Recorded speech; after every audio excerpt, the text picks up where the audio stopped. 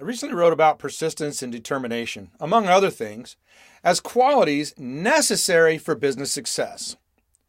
I'll tell two stories addressing these issues and another important quality, namely a refusal to give in to excuse making. Walmart has grown to become one of the largest companies and employers in the world. In many locations where it has built stores, people feel that Walmart is terrible. They complain of small business closures replaced by low-paying jobs. I'm not speaking today either for or against Walmart, but I'll tell a couple of Walmart stories to make some business points. There was a plant nursery in the town where I lived. Since trees and plants were my hobby, I spent a lot of time there. One day the owner was visibly upset, and when I asked why, he said, well, another nursery was opening about 5 miles away. He was afraid he would lose a lot of his business to that other nursery. My first response was to suggest he make a new commitment to improving his quality and services so that people would prefer to come to his store.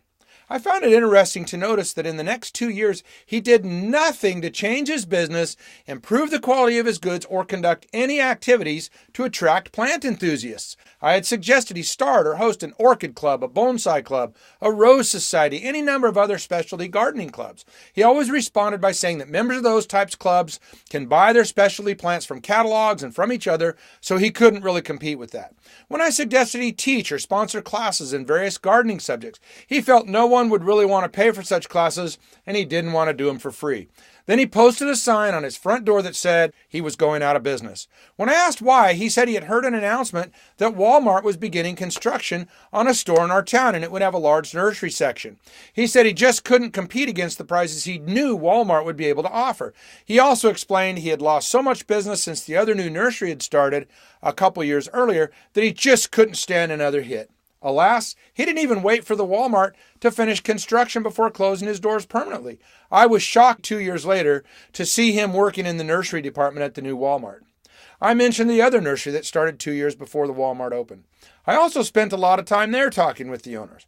When I asked them why they were not shutting their doors from fear of Walmart, they began to show me some of the amazing plants they had in stock. They asked if I thought Walmart would ever stock plants of those varieties or quality. That one question was the answer.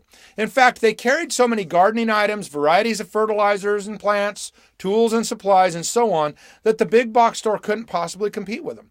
They taught classes, sponsored gardening clubs, and offered high-end landscaping services. They allowed those clubs to sell their flowers at the shop on certain days for their own fundraising and recruiting efforts. They loved seeing people come to the shop for the first time to attend the flower club sales only to become customers. They were happy that Walmart encouraged so many beginning gardeners and even frequently referred beginning gardeners to Walmart. They realized that people don't remain beginners forever and that many of those would need more advanced help and the higher quality items the Walmart couldn't possibly provide. Two business owners in the same business, same town, same giant new competitor, but completely different results.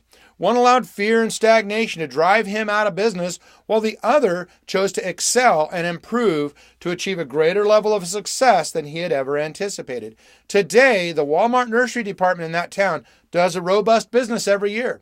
The other nursery has continued to grow every year, even in the face of a very challenging economy in the area. They've acquired many acres adjoining their shop and even started a wholesale business through which they supply seedlings to the forest industry and flowers and garden plants to many retail outlets. Guess the name of one of their well-known customers. You got it, Walmart. We all have legitimate excuses we can use to explain our failures, but the question is, will we allow them to dominate us or to propel us?